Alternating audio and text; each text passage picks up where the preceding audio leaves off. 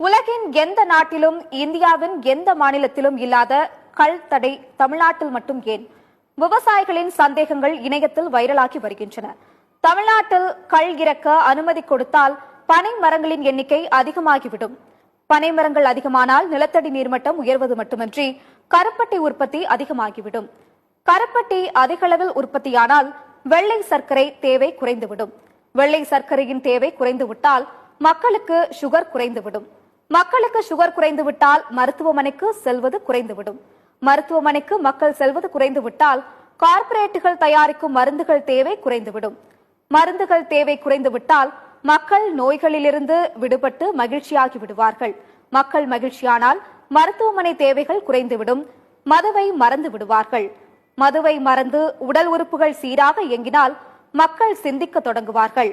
மக்கள் சிந்திக்க தொடங்கினால் அவர்களிடம் மது